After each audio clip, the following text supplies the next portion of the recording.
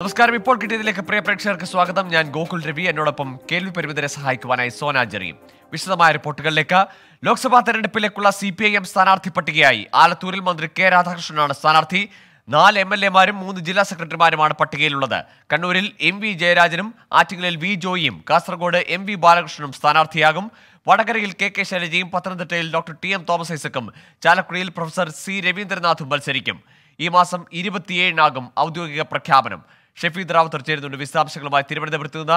ഷഫീദ്, അങ്ങനെ CPIM-ന്റെ സ്ഥാനാർത്ഥികളുടെ കാര്യത്തിൽ ഒരു തീരുമാനമായിരിക്കുന്നു. മുതിർന്ന നേതാക്കളെ തന്നെയല്ലേ ഈ പട്ടികയിൽ നമുക്ക് കൂടുതലും കാണാനാവുന്നത്? ഈ മൊത്തത്തിൽ ഈ സ്ഥാനാർത്ഥി പ്രഖ്യാപനത്തെ എങ്ങനെ വിലയിരുത്താം?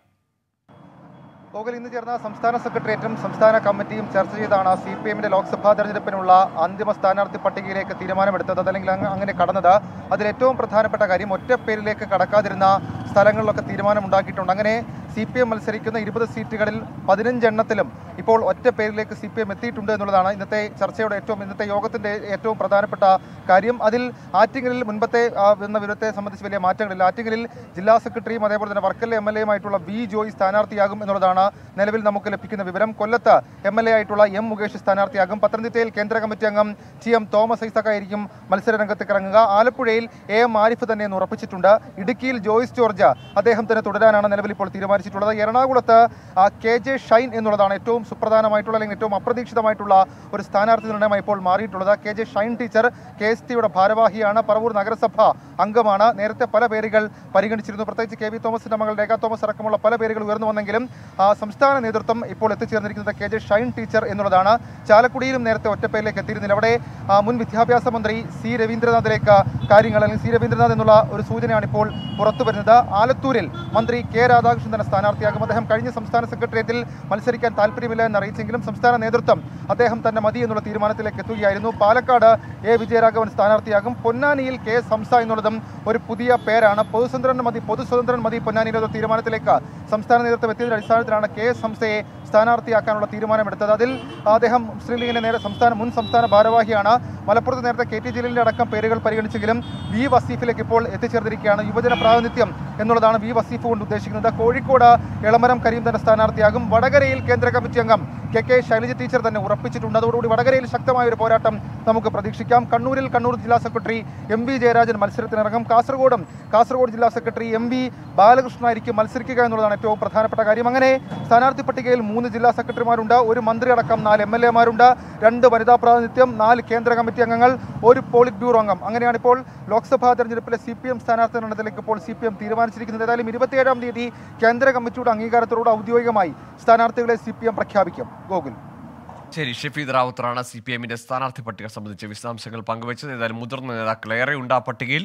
പോളിറ്റ് ബ്യൂറോ അംഗവും കേന്ദ്ര കമ്മിറ്റി അംഗങ്ങളും ജില്ലാ സെക്രട്ടറിമാരും ഒക്കെ ഉൾപ്പെടുന്ന പട്ടികയിൽ ആകെ 2 മാത്രമാണ്, എറണാകുളത്തും ഒപ്പം പൊന്നാനിയിലും മാത്രമാണ് ഒരു പുതുമുഖങ്ങൾ അല്ലെങ്കിൽ ഇതുവരെ ചർച്ചയിൽ അത്ര സജീവമല്ലായിരുന്ന 2 പേരുകൾ സ്ഥാനാർത്ഥികളായി എത്തുന്നത്. എറണാകുളം പള്ളുരുത്തിയിൽ ഉത്സവത്തിനിടെ ആനയിടഞ്ഞു. പള്ളുരുത്തി ഭുവനേശ്വരി ക്ഷേത്രത്തിലെ ഉത്സവത്തിനിടെയാണ് സംഭവം. ആനയെ തളയ്ക്കാൻ ശ്രമം തുടരുകയാണ്. ശ്യാംകുമാർ ചേരുന്നുണ്ട് വിവരങ്ങളുമായി.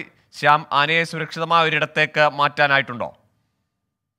ഗോകുൽ, പള്ളുരുത്തി ഭവനേശ്വരി ക്ഷേത്രത്തിലെ ഉത്സവത്തിനായി കൊണ്ടുവന്ന കുന്നത്തൂർ കുട്ടിശങ്കരൻ എന്ന ആനയാണ് ഇടഞ്ഞത്. ആന മറ്റു പ്രശ്നങ്ങളൊന്നും ഉണ്ടാക്കിയിട്ടില്ല. ആനയെ ലോറിയിൽ നിന്നും കൊണ്ടുവന്ന ശേഷം വെള്ളം കുടിക്കാനായി കൊടുക്കുന്നതിനിടെ ഓസിലുണ്ടായിരുന്ന വെള്ളം വെയിലടിച്ച് ചൂട് പിടിച്ചു കിടക്കുകയായിരുന്നു. ഈ വെള്ളം തുമ്പിക്കൈയിലേക്ക് കിട്ടിയതോടെയാണ് ആന പരിഭ്രാന്തി സൃഷ്ടിച്ചത്. ആന തുടർന്ന് ഇടയുകയായിരുന്നു. അപ്പോൾ മുതൽ ആനയെ നിയന്ത്രിക്കാനുള്ള ശ്രമങ്ങൾ നടക്കുന്നുണ്ട്. ഇപ്പോൾ ഏകദേശം ആനയെ പൂർണ്ണമായും നിയന്ത്രിച്ചിട്ടുമുണ്ട്. ആനയുടെ പിൻകാലുകളിൽ ഇടച്ചങ്ങലകൾ ഉപയോഗിച്ച് ബന്ധിച്ച് സമീപത്തെ തൂണുകളിലേക്ക് ബന്ധിച്ചിട്ടുണ്ട്. ആനയുടെ ഉടമസ്ഥർ ഉൾപ്പെടെ ആദ്യം സമയത്ത് പാപ്പാന്മാർ ഉൾപ്പെടെ അടുത്തിരുന്നെങ്കിലും ആന ആരെയും അടുപ്പിച്ചിരുന്നില്ല. നിലവിൽ ആന ശാന്തനായ സ്ഥിതിയിലാണ്. ആനയെ എലിഫന്റ് സ്ക്വാഡിലെ ഉദ്യോഗസ്ഥർ ഉൾപ്പെടെ സ്ഥലത്തെത്തിയിട്ടുണ്ട്. പാപ്പാന്മാരും ഉടമയും ഉൾപ്പെടെ തന്നെയാണ് ആനയെ നിലവിൽ നിയന്ത്രിച്ചിരിക്കുന്നത്. ആനയെ പൂർണ്ണമായും ഇപ്പോൾ നിയന്ത്രിച്ചു എന്ന് തന്നെ പറയാം. ആന മറ്റ് പ്രശ്നങ്ങളൊന്നും ഉണ്ടാക്കിയിട്ടില്ല. ഏതായാലും ആനയെ ഇപ്പോൾ അവിടെ നിയന്ത്രിച്ച് സമീപത്ത് തന്നെ സുരക്ഷിതമായി മാറ്റാനുള്ള ശ്രമങ്ങളാണ് ഇപ്പോൾ നടന്നുകൊണ്ടിരിക്കുന്നത്. നേരത്തെ കൊണ്ടുവന്ന ലോറിയുടെ അടുത്താണ് ആന നിന്നിരുന്നെങ്കിൽ ആനയെ ഇപ്പോൾ ഇടച്ചങ്ങല ബന്ധിച്ച് ആ തൂണിനടുത്തേക്ക് മാറ്റാനുള്ള ശ്രമമാണ് നടക്കുന്നത്. വളരെ പെട്ടെന്ന് തന്നെ ആനയെ നിയന്ത്രിക്കാനാകുമെന്നുള്ളതാണ് ഉദ്യോഗസ്ഥർ പറയുന്നത്. 2 മണിക്കൂറായി ആന ഇവിടെ വന്ന ശേഷം ഇവിടെ നിയന്ത്രിക്കാനുള്ള ശ്രമങ്ങൾ നടക്കുന്നു. ഉത്സവത്തിനായി എത്തിച്ച ആനയാണ് നിലവിൽ ഇവിടെ വരികയും കുടിക്കാൻ നൽകിയ വെള്ളം, ചൂടുള്ള വെള്ളം ആനയുടെ തുമ്പിക്കൈയിലേക്ക് ചെന്നപ്പോൾ ആന പരിഭ്രാന്തമാകുകയും ചെയ്തത്. ഏതായാലും നിലവിൽ ആനയെ നിയന്ത്രിക്കാനുള്ള ശ്രമങ്ങൾ തുടരുകയാണ്.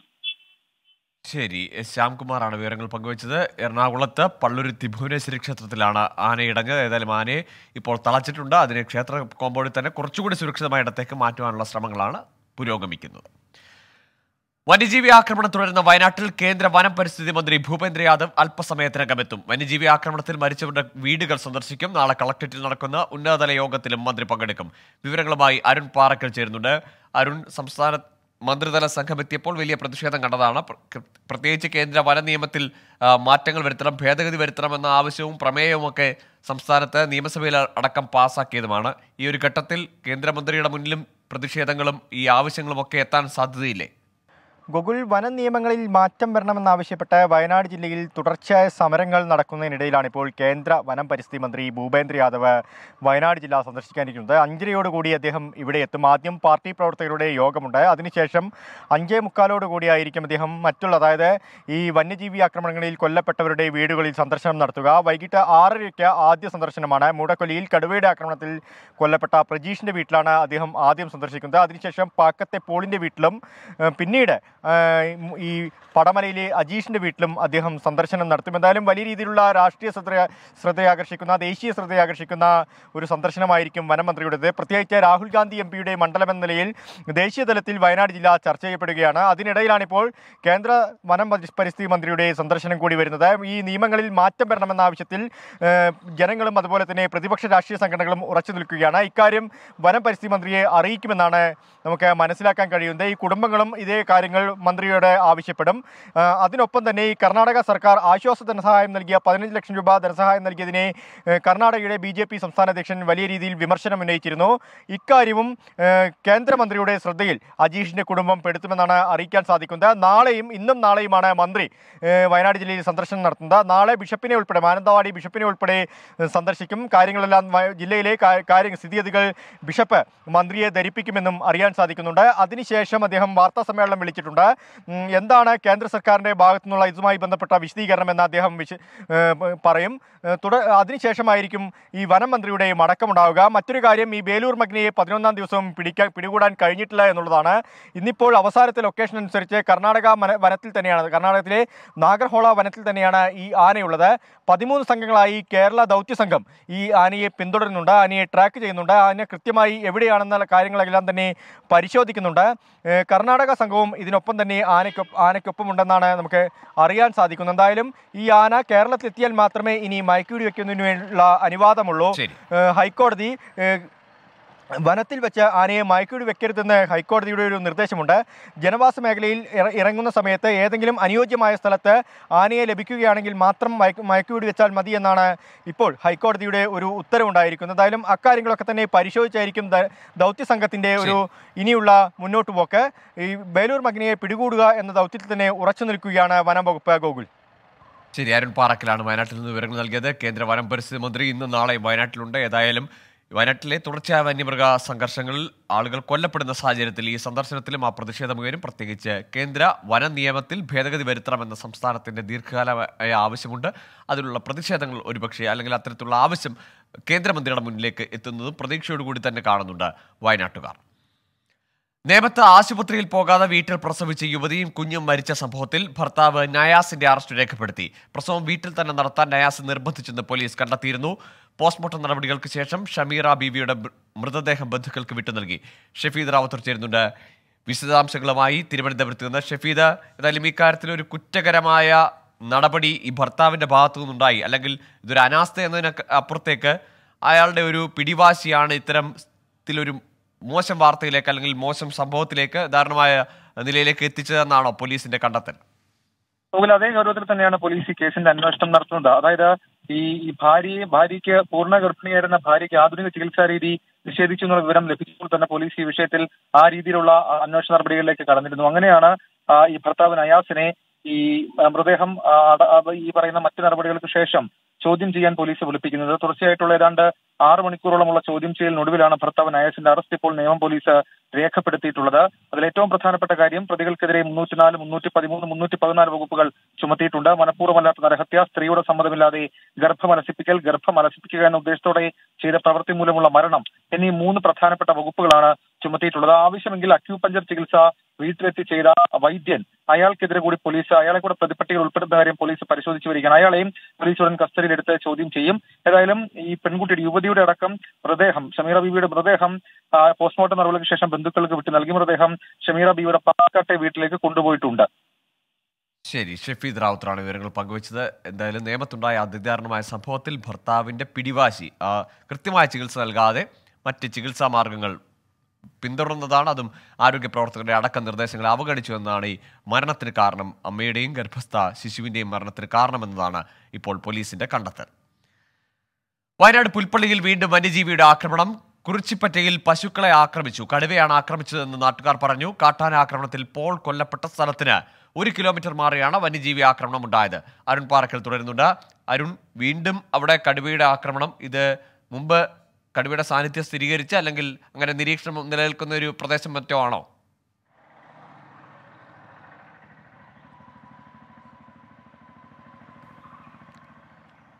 ഗോകുൽ, പുൽപ്പള്ളിയിൽ വീണ്ടും കടുവയുടെ ആക്രമണം ഉണ്ടായിരിക്കുന്നു എന്നുള്ളതാണ്. പുൽപ്പള്ളി കുറിച്ചിപ്പറ്റയിലാണ് ഈ വന്യജീവി, കടുവയെന്ന് സംശയിക്കുന്ന വന്യജീവി ആക്രമണം നടത്തിയിരിക്കുന്നത്. 2 പശുക്കൾക്ക് നേരെയാണ് ഈ ജീവി ആക്രമണം നടത്തിയത്. അതിൽ ഒരു പശു ചാവുകയും ചെയ്തിട്ടുണ്ട്. കിളിയാൻകട്ടയിൽ ബിന്ദു ശശീന്ദ്രൻ്റെ പശുക്കളാണിത്. ആക്രമിച്ചത് കടുവ എന്ന ഒരു നിലപാടിൽ തന്നെ ഉറച്ചു നിൽക്കുകയാണ് നാട്ടുകാർ. വനംവകുപ്പ് ഇക്കാര്യം സ്ഥിരീകരിച്ചിട്ടില്ല. ഗോകുൽ നേരത്തെ ചോദിച്ചതുപോലെ തന്നെ ഈ പ്രദേശം കടുവയുടെ സാന്നിധ്യം സ്ഥിരീകരിച്ച പ്രദേശമാണ്. പ്രത്യേകിച്ച് ഈ പുൽപ്പള്ളിയിലെ സുരഭിക്കവല, അതുപോലെ തന്നെ ഈ 56 ആശ്രമകൊല്ലി ഭാഗങ്ങളിൽ കടുവയുടെ സാന്നിധ്യം നേരത്തെ സ്ഥിരീകരിച്ചിരുന്നു. ചെതലത്ത് റേഞ്ചാണ് വരുന്നത്. ഈ കടുവയെ പിടികൂടുന്നതിന് വേണ്ടി, മയക്കുവെടി പിടികൂടുന്നതിന് വേണ്ടിയുള്ള നടപടിക്രമങ്ങളൊക്കെ തന്നെ പൂർത്തിയായതാണ്. ഈ പ്രദേശത്ത് 4 കൂടുകളാണ് കടുവയ്ക്ക് വേണ്ടി സ്ഥാപിച്ചത്. ഇപ്പോൾ ഈ പറഞ്ഞ, ഞാൻ നേരത്തെ പറഞ്ഞ കുറിച്ചിപ്പറ്റയിൽ ഇത് ആദ്യത്തെ സംഭവമാണ്. ഈ പാക്കത്ത് കാട്ടാനയുടെ ആക്രമണത്തിൽ മരിച്ച പോളിൻ്റെ വീടിന് 1 കിലോമീറ്റർ അകലെ മാത്രമാണ് ഈ ഒരു വീട്, കടുവയുടെ ആക്രമണം ഉണ്ടായ വീട് എന്നുള്ളതാണ്. വന്യജീവികളുടെ ആക്രമണ ഭീതി രൂക്ഷമായി നിഴലിക്കുന്ന ഒരു പ്രദേശമാണ്. എന്തായാലും ഈ കാൽപ്പാടുകൾ കേന്ദ്രീകരിച്ച് വനംവകുപ്പ് അന്വേഷണം തുടരുന്നുണ്ട്. കടുവയുടേതാണ് കാൽപ്പാടുകളെന്ന ഒരു അന്തിമമായ തീരുമാനത്തിലേക്ക് വനംവകുപ്പ് ഇതുവരെയും എത്തിയിട്ടില്ല. ഈ വന്യജീവി കടുവയുടെ ആക്രമണം നിലനിൽക്കുന്ന സ്ഥലമാണിത്. അതുകൊണ്ട് തന്നെ കടുവയാണ് എന്നൊരു ഉറച്ച നിലപാടിൽ തന്നെയാണ് നാട്ടുകാരുള്ളത്. ഗോകുൽ, വീണ്ടും അങ്ങനെ കുറിച്ചിപ്പറ്റയിലാണ് ഇപ്പോൾ 2 പശുക്കളെ കടുവ ആക്രമിച്ച് അതിലൊരു പശു ചാവുകയും ചെയ്യുന്നു. അത് കടുവയെന്ന് നാട്ടുകാർ ഉറപ്പിച്ചു പറഞ്ഞു. വനംവകുപ്പ് അത് സ്ഥിരീകരിക്കുന്നില്ലെങ്കിൽ പോലും കഴിഞ്ഞ കുറേ ദിവസങ്ങളായി പുൽപ്പള്ളിയിൽ ആ മേഖലയിലൊക്കെ കടുവയുടെ സാന്നിധ്യമുണ്ട് എന്നത് വാസ്തവമാണ്. തിരുവനന്തപുരം പേട്ടയിൽ 19 മണിക്കൂറോളം കാണാമറയത്തായിരുന്ന 2 വയസ്സുകാരി മേരിയിൽ നിന്ന് ശിശുക്ഷേമ സമിതി മൊഴിയെടുക്കുന്നു. പ്രാഥമിക ചികിത്സയ്ക്ക് ശേഷം ആശുപത്രി വിട്ട കുഞ്ഞിനെ പൂജപ്പുര വനിതാ ശിശു വികസന ഡയറക്ടറേറ്റിൽ എത്തിച്ചാണ് വിവരങ്ങൾ ശേഖരിക്കുന്നത്. കുട്ടി എങ്ങനെയാണ് കൊച്ചുവേളിയിലെ പൊന്തക്കാട്ടിലെത്തിയത് എന്നതിൽ ഇപ്പോഴും വ്യക്തതയില്ല. MG പ്രതീഷ് ചേരുന്നുണ്ട് വിവരങ്ങളുമായി തിരുവനന്തപുരത്ത് നിന്ന്. പ്രതീഷ്, 2 ദിവസം പിന്നിടുമ്പോഴും ഈ കുട്ടി എങ്ങനെ ആ വിജനമായ പ്രദേശത്തേക്ക് എത്തി, അല്ലെങ്കിൽ ആ ഇടത്ത് ആ താഴ്ചയിലേക്കൊക്കെ എത്തിയത് എന്നത് ഇപ്പോഴും ദുരൂഹമാണ്. ഒപ്പം മാതാപിതാക്കളിൽ നിന്ന് ബന്ധുക്കളൊക്കെ ചെറിയ രീതിയിൽ പ്രതിഷേധിക്കുകയും ചെയ്തല്ലോ. എന്താണ് ഇക്കാര്യങ്ങളിലൊക്കെയുള്ള സർക്കാർ ഏജൻസികളുടെ നിലപാട്, ഒപ്പം പോലീസിന്റെ ഒടുവിലത്തെ കണ്ടെത്തൽ? ഗോകുൽ, ഈ കുട്ടിയെ കാണാതായ സംഭവത്തിൽ ദുരൂഹത ഇപ്പോഴും തുടരുകയാണ്. കാരണം ഈ കുട്ടി എങ്ങനെ പൊന്തക്കാട്ടിൽ എത്തി എന്നത് സംബന്ധിച്ച് പോലീസിനും ഇനിയും യാതൊരു തരത്തിലുള്ള തെളിവുകളും ലഭിച്ചിട്ടില്ല. ഇനി പോലീസിന് മുന്നിലുള്ള ഏക പ്രതീക്ഷ ഈ കുട്ടിയുടെ മൊഴിയാണ്. കഴിഞ്ഞ 2 ദിവസമായി തിരുവനന്തപുരം SAT മെഡിക്കൽ കോളേജ് ആശുപത്രിയിലായിരുന്നു 2 വയസ്സുകാരി മേരി ഉണ്ടായിരുന്നത്. ഇന്ന് വൈകിട്ടോട് കൂടിയാണ് ഈ കുട്ടിയെ ഡിസ്ചാർജ് ചെയ്ത് CWCക്ക് കൈമാറിയിട്ടുള്ളത്. ഈ ഡിസ്ചാർജ് ചെയ്ത ശേഷം കുട്ടിയെ പൂജപ്പുരയിലുള്ള വനിതാ ശിശുവികസന ഡയറക്ടറേറ്റിൽ എത്തിച്ചിട്ടുണ്ട്. ഇവിടെ CWCയുടെ നേതൃത്വത്തിൽ ഒരു സൈക്കോളജിസ്റ്റ് ഈ കുട്ടിയുടെ മൊഴി രേഖപ്പെടുത്തിക്കൊണ്ടിരിക്കുകയാണ്. ഈ കുട്ടി ഏതെങ്കിലും തരത്തിൽ ഒരു പോലീസ് പറയുന്നത് പോലെ തന്നെ ഒരു തട്ടിക്കൊണ്ടുപോകൽ സാധ്യത സാധൂകരിക്കുന്ന എന്തെങ്കിലും തെളിവുകൾ അല്ലെങ്കിൽ എന്തെങ്കിലും മൊഴികൾ കുട്ടിയിൽ നിന്ന് ലഭിക്കാൻ കഴിയുമോ അല്ലെങ്കിൽ ലഭിക്കുമോ എന്നതാണ് പോലീസും പ്രധാനമായും ഉറ്റുനോക്കുന്ന കാര്യം. അതിലുള്ള ഒരു നടപടിയാണ് ഇപ്പോൾ പുരോഗമിച്ചുകൊണ്ടിരിക്കുന്നത്. ഇപ്പോഴും കുട്ടിയിൽ നിന്ന് മൊഴി രേഖപ്പെടുത്തുകയാണ്. ആശുപത്രിയിൽ എത്തുമ്പോൾ ഈ കുട്ടിയുടെ മനോനില അത്രയും ഒരു സ്ഥിരത ഉണ്ടായിരുന്നില്ല. പിന്നീട് ആശുപത്രിയിൽ നിന്നടക്കം കുട്ടിക്ക് കൗൺസിലിംഗ് നൽകിയിരുന്നു. അതിന് പിന്നാലെയാണ് ആരോഗ്യനില തൃപ്തികരമെന്ന് കണ്ട ആശുപത്രി ഡിസ്ചാർജ് ചെയ്യുകയും പിന്നീട് ഈ കുട്ടിയെ CWCക്ക് കൈമാറുകയും ചെയ്തത്. ഈ സംരക്ഷിത കേന്ദ്രത്തിൽ കുറച്ച് ദിവസങ്ങൾ കൂടി കുട്ടിയെ ആ സംരക്ഷിത കേന്ദ്രത്തിലായിരിക്കും കുറച്ച് ദിവസം കൂടി കുട്ടി കഴിയുക എന്നതാണ് നമുക്ക് ഇപ്പോൾ മനസ്സിലാക്കാൻ കഴിയുന്ന കാര്യം. അതിനുശേഷം മാത്രമായിരിക്കും രക്ഷിതാക്കൾക്ക് ഈ കുട്ടിയെ കൈമാറുന്നത്. എന്തായാലും എത്രയും വേഗം ഇതുമായി ബന്ധപ്പെട്ടുള്ള കാരണങ്ങൾ പോലീസിന് കണ്ടെത്തേണ്ടതുണ്ട്. കാരണം ഈ സംഭവം നടന്ന് ഇത്ര ദിവസം പിന്നിട്ടിട്ടും കൃത്യമായി കുട്ടിയെ കിട്ടി ഇത്ര ദിവസമാകുമ്പോഴും എന്താണ് സംഭവിച്ചത്, അല്ലെങ്കിൽ ആരാണ് കുട്ടിയെ കൊണ്ടുപോയത്, അല്ലെങ്കിൽ കുട്ടി സ്വമേധയാ പോയതാണോ, എന്താണ് എന്നതിൽ ഒരു വ്യക്തത വരുത്താൻ ഇപ്പോഴും പോലീസിനായിട്ടില്ല. ആ കാര്യങ്ങളിലൊക്കെയും ഇനിയും വ്യക്തത വരുത്തേണ്ടതുണ്ട്. പ്രതീക്ഷാണ് വിവരങ്ങൾ പങ്കുവച്ചത്. പത്തനംതിട്ട മൈനാഗപ്പള്ളിയിൽ ടെസ്റ്റ് ഡ്രൈവിനെടുത്ത ബൈക്ക് കത്തി, യുവാവിന് സാരമായ പരിക്ക്. MC റോഡിൽ പത്തിയിൽപ്പടിയിലാണ് അപകടം. വാഹനം പൂർണ്ണമായി കത്തി നശിച്ചു. ശ്രീകുമാരൻ ചേരുന്നുണ്ട് വിവരങ്ങളുമായി. ശ്രീജിത്ത്, സ്വാഭാവികമായി അതൊരു പുതിയ വാഹനമാകണം. എന്താണ് അവിടെ സംഭവിച്ചത്? എന്നിട്ടും അതെങ്ങനെ തീപിടിക്കുന്നു? MC റോഡിൽ അടൂരിന് സമീപമാണ് ഇത്തരത്തിൽ ഒരു അപകടം നടന്നിരിക്കുന്നത്. ഓല ഷോറൂമിൽ നിന്ന് ടെസ്റ്റ് ഡ്രൈവിനായി കൊണ്ടുവന്നതാണ് ഈ ഒരു ഇലക്ട്രിക് സ്കൂട്ടർ എന്നാണ് ഏറ്റവും ഒടുവിൽ അവിടെ നമ്മുടെ പ്രാദേശിക പ്രതിനിധി റിപ്പോർട്ട് ചെയ്യുന്നത്. എന്തായാലും ഉച്ചയോടുകൂടി ഓടിക്കൊണ്ടിരിക്കുന്ന വാഹനത്തിൽ നിന്ന് തീ ഉയരുകയായിരുന്നു. ഉടൻ തന്നെ ഈ ഓടിച്ചിരുന്ന ഈ ഷോറൂമിലെ ഒരു ജീവനക്കാരനായിരുന്നു. അയാൾ മാറാൻ ശ്രമിച്ചു. പക്ഷേ ഇയാളുടെ കൈക്ക് സാരമായ രീതിയിലുള്ള പൊള്ളൽ ഏറ്റിട്ടുണ്ട്. ഇത് കത്തുന്നത് കണ്ട് നാട്ടുകാർ തന്നെയാണ് തൊട്ടടുത്ത അടൂർ ഫയർ സ്റ്റേഷനിലേക്ക് വിവരം അറിയിക്കുന്നത്. ആദ്യഘട്ടത്തിൽ നാട്ടുകാർ വെള്ളമൊഴിച്ച് കെടുത്താനുള്ള നീക്കം നടത്തി. പക്ഷെ അപ്പോഴേക്കും പൂർണ്ണമായി തീ പടരുന്ന ഒരവസ്ഥയായിരുന്നു ഉണ്ടായിരുന്നത്. എന്തായാലും അടൂരിലെ ഫയർഫോഴ്സ് യൂണിറ്റ് തീ കെടുത്തി. അപ്പോഴേക്കും ഈ ഓടിച്ചിരുന്ന ജീവനക്കാരന്, ഡ്രൈവർക്ക് കൈക്ക് പൊള്ളലിട്ടുണ്ടായിരുന്നു. ഇയാളെ സ്വകാര്യ ആശുപത്രിയിലേക്ക് മാറ്റിയിട്ടുണ്ട്. എന്താണ് ഇത്തരത്തിൽ ഇലക്ട്രിക് സ്കൂട്ടർ, അതും ഒരു ടെസ്റ്റ് ഡ്രൈവിന് വേണ്ടി കൊണ്ടുവന്ന ഏറ്റവും പുതിയ വാഹനമാണത്, അതെന്താണ് ഇങ്ങനെ കത്താൻ കാരണമെന്നതിനെ കുറിച്ചൊരു വ്യക്തത ഇതുവരെ ഓല കമ്പനിയുടെ ഇതാണ് ആ സ്കൂട്ടർ, അവർ ഇതുവരെ നൽകിയിട്ടില്ല. എന്തായാലും ഇക്കാര്യത്തിൽ വിശദമായ പരിശോധന നടത്തി വരികയാണെന്നാണ് ഫയർഫോഴ്സ് അറിയിക്കുന്നത്. മറ്റ് അപകടങ്ങളൊന്നുമില്ല. പക്ഷെ കൈക്ക് സാരമായ പൊള്ളൽ ഇത് ഓടിച്ച ഈ ഷോറൂമിൽ ജീവനക്കാരന് സംഭവിച്ചിട്ടുണ്ട്. ശരി, മൈനാഗപ്പള്ളിയിൽ വെച്ചാണ് ഇങ്ങനെ ടെസ്റ്റ് ഡ്രൈവിന് കൊണ്ടുവന്ന ഇലക്ട്രിക് സ്കൂട്ടറിന് തീ പിടിച്ചത്. ഏതായാലും അതൊരു പലർക്കും ആശങ്ക ഉണ്ടാക്കുന്ന വാർത്തയാണ്. എന്തായാലും അതിന് എന്താണ് സംഭവിച്ചത്, ഈ വാഹനത്തിന് എന്ത് സംഭവിച്ചു, ആ തീപിടുത്തത്തിന്റെ കാരണം പുറത്തു വരേണ്ടതുണ്ട്. ശ്രീകുമാരനാണ് പ്രാഥമികമായ വിവരങ്ങൾ പങ്കുവച്ചത്. BJP സംസ്ഥാന അധ്യക്ഷൻ K. സുരേന്ദ്രൻ നയിക്കുന്ന കേരള പദയാത്രയുടെ ഗാനത്തിൽ കേന്ദ്ര സർക്കാരിനെ വിമർശിക്കുന്ന വരികൾ. BJP കേരളം എന്ന യൂട്യൂബ് ചാനൽ വഴി പുറത്തുവിട്ട ഗാനമാണ് പുലിവാൽ പിടിച്ചത്. അഴിമതിക്ക് പേരുകേട്ട കേന്ദ്രഭരണത്തെ തകർക്കാൻ മുന്നോട്ട് വരണമെന്ന അർത്ഥം വരുന്ന വരികളിലാണ് പാട്ടിലുള്ളത്. നേരത്തെ പദയാത്രയുടെ പോസ്റ്ററും വിവാദത്തിലായിരുന്നു. SC/ST നേതാക്കളോടൊപ്പമാണ് ഉച്ചഭക്ഷണമെന്ന് കാണിച്ചുള്ള പോസ്റ്ററാണ് കടുത്ത വിമർശനത്തിന് ഇടയാക്കിയത്. സലീം മാലിക്കുണ്ട് തിരുവനന്തപുരത്ത് നിന്ന്. സലീം, ആദ്യം പോസ്റ്റർ പിന്നെ പാട്ട്, ഇതിലൊക്കെ എന്താണ് ഈ നേതൃത്വത്തിന്റെ വിശദീകരണം? അവർ പറയുന്നത് എന്താണ്? ഗോകുൽ, BJP സംസ്ഥാന അധ്യക്ഷൻ K. സുരേന്ദ്രൻ നടത്തുന്ന കേരള പദയാത്രയുമായി ബന്ധപ്പെട്ട പ്രചരണ പോസ്റ്ററും അതിന് പിന്നാലെ തന്നെ പ്രചരണ ഗാനവും വിവാദത്തിൽ ഉൾപ്പെടുകയാണ്. അതിലെ ഏറ്റവും ആദ്യം ഇന്ന് രാവിലെയൊക്കെയുള്ള വിവാദം അത് SC/ST നേതാക്കളെ ഭക്ഷണത്തിന് ക്ഷണിച്ചു എന്ന് കാണിച്ചുള്ള പോസ്റ്ററായിരുന്നു ആദ്യം വിവാദമായത്. പിന്നാലെയാണ് ഇത്തരത്തിലൊരു പ്രചരണ ഗാനം കൂടി വിവാദമാകുന്ന ഒരു സാഹചര്യമുള്ളത്. BJP കേരളം എന്ന യൂട്യൂബ് ചാനലിലൂടെ പുറത്തു വന്ന ഗാനത്തിലാണ് അതൊരു വിവാദത്തിനപ്പുറത്തേക്ക് ഒരു വലിയ അമളി ഇവർക്ക് പറ്റിയിരിക്കുന്നത്. അഴിമതിക്ക് പേരുകേട്ട കേന്ദ്രഭരണ തന്ത്രം തച്ചുടയ്ക്കാൻ അണിനിരക്കു കൂട്ടരെ എന്നുള്ള ഗാനത്തിലെ വരിയാണ് കേന്ദ്ര സർക്കാരിനെ വിമർശിക്കുന്ന നിലയിലേക്ക് ഇതിൽ ഉൾപ്പെട്ടത്. BJP കേരളം എന്ന യൂട്യൂബ് ചാനലിലൂടെയാണ് ഈ ഗാനം പുറത്തു വന്നത്. അതിന് പിന്നാലെ ഈ ഗാനം അതിൽ നിന്ന് പിൻവലിച്ചിട്ടുണ്ട്. പക്ഷേ എങ്ങനെയാണ് ഈ വരികൾ ഉൾപ്പെട്ടത് എന്നത് ഉൾപ്പെടെയുള്ള കാര്യങ്ങൾ വ്യക്തമല്ല. പറ്റിയ അമളി ആ സമയത്ത് തന്നെ BJP നേതാക്കളോ ഈ ഗാനം തയ്യാറാക്കിയവരൊന്നും തിരിച്ചറിഞ്ഞതുമില്ല. ഈ നേരത്തെ ഈ പോസ്റ്റർ വാദം വലിയ നാണക്കേടിലേക്ക് BJP എത്തിച്ചിരുന്നു. വിവിധ പ്രധാനപ്പെട്ട നേതാക്കളൊക്കെയും അതിനെതിരെ വിമർശനവുമായി രംഗത്തെത്തിയിരുന്നു. K. മുരളീധരൻ MP ഉൾപ്പെടെയുള്ളവർ വലിയ വിമർശനമാണ് ഇതുമായി ബന്ധപ്പെട്ട് നടത്തിയത്. മാത്രമല്ല പട്ടികജാതി പട്ടികവർഗ കോർഡിനേഷൻ കമ്മിറ്റിയും പോസ്റ്ററിനെതിരെ രംഗത്തെത്തിയിരുന്നു. വിഷയത്തിൽ BJP മാപ്പ് പറയണമെന്നായിരുന്നു ഇവരുടെ ആവശ്യം. ആ നിലയിൽ തുടക്കം മുതൽ ഏതായാലും കേരള പദയാത്രയുമായി ബന്ധപ്പെട്ട പോസ്റ്റർ ഒരു വശത്ത് വിവാദത്തിലായതിന് പിന്നാലെയാണ് കേന്ദ്ര സർക്കാരിനെ വിമർശിച്ചുകൊണ്ടുള്ള പാട്ടും ഈ പദയാത്രയുടെ ഭാഗമായി പ്ലേ ചെയ്യപ്പെടുന്നത്. സോഷ്യൽ മീഡിയ പേജുകളിലൊക്കെ ആ പാട്ട് വന്നതോടുകൂടിയാണ് അതും വിമർശനത്തിനും വിവാദത്തിനും വഴിവെച്ചിരിക്കുന്നത്. സലീം മാലിക്കാണ് വിവരങ്ങൾ പങ്കുവച്ചത്. TP വധക്കേസിൽ ഹൈക്കോടതി കുറ്റക്കാരെന്ന് കണ്ടെത്തിയ KK കൃഷ്ണൻ, ജ്യോതിബാബു എന്നിവർ കോടതിയിൽ കീഴടങ്ങി. 12ാം പ്രതി ജ്യോതിബാബു ആംബുലൻസിലാണ് കോടതിയിലെത്തിയത്. വൈദ്യപരിശോധനയ്ക്ക് ശേഷം പ്രതികളെ ജില്ലാ ജയിലിലേക്ക് എത്തിച്ചു. മിഥില ബാലുണ്ട് കോഴിക്കോട് നിന്ന്. മിഥില, വിശദാംശങ്ങൾ.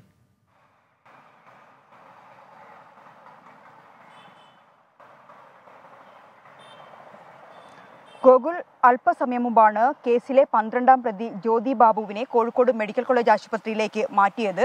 ഡയാലിസിസ് ചെയ്യുന്ന ഒരു രോഗി കൂടിയാണ് അദ്ദേഹം.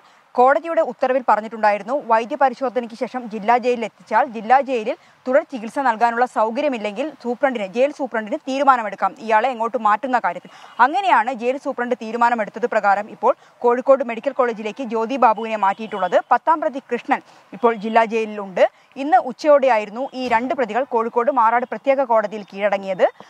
നേരത്തെ ഗോകുൽ സൂചിപ്പിച്ചതുപോലെ തന്നെ ഹൈക്കോടതി ഇവരുടെ വിചാരണ കോടതി വെറുതെ വിട്ട നടപടി ഹൈക്കോടതി റദ്ദാക്കിയിട്ടുണ്ടായിരുന്നു. അതിനെ തുടർച്ചയായിട്ടായിരുന്നു ഇന്ന് അവർ കീഴടങ്ങിയത്. ഇനി 26-ന് ഹൈക്കോടതിയിൽ ഇവർ ഹാജരാകണം. അന്നായിരിക്കും ശിക്ഷാവിധിയുമായി ബന്ധപ്പെട്ട കാര്യങ്ങൾ പറയുക. ഇവർ മാത്രമല്ല, കേസിൽ നേരത്തെ വിചാരണ കോടതിയുടെ ശിക്ഷ ശരിവെച്ച 10 പ്രതികളും ഹൈക്കോടതിയിൽ കീഴടങ്ങേണ്ടതുണ്ട്. എന്തുതന്നെയായാലും ഈ 2 പ്രതികൾ കീഴടങ്ങി. ഇതിൽ ഒരാളെ ഇപ്പോൾ, ജ്യോതി ബാബുവിനെ ഇപ്പോൾ ആരോഗ്യ പ്രശ്നങ്ങളെ തുടർന്ന് കോഴിക്കോട് മെഡിക്കൽ കോളേജിലേക്ക് മാറ്റിയിട്ടുണ്ട്. കോടതിയിൽ തന്നെ ആംബുലൻസിലായിരുന്നു ഈ പ്രതി എത്തിയിട്ടുണ്ടായിരുന്നത്. സ്ട്രക്ചറിൽ കിടത്തിയാണ് കോടതി മുറിയിലേക്ക് എത്തിച്ചത്. അത്തരമൊരു സാഹചര്യം നിലനിൽക്കുന്നതുകൊണ്ട് തന്നെയാണ് കോഴിക്കോട് മെഡിക്കൽ കോളേജിലേക്ക് ഈ പ്രതിയെ മാറ്റിയിട്ടുള്ളത്. ഗോകുൽ. ശരി മിഥില, ഏതായാലും ടി.പി. ചന്ദ്രശേഖരൻ വധക്കേസ് വിചാരണ കോടതി വെറുതെ വിട്ട 2 CPM നേതാക്കളാണ്. അവർ ഹൈക്കോടതി ആ വിധി റദ്ദാക്കിയതോടെ കീഴടങ്ങേണ്ടി വന്നിരിക്കുന്നു. അതിലൊരാൾ ആശുപത്രിയിലാണ്, മറ്റൊരാൾ ജയിലിലേക്കും പോകുന്നു. ഇതോടെ ഇപ്പോൾ കിട്ടിയത് പൂർണ്ണമാവുകയാണ്.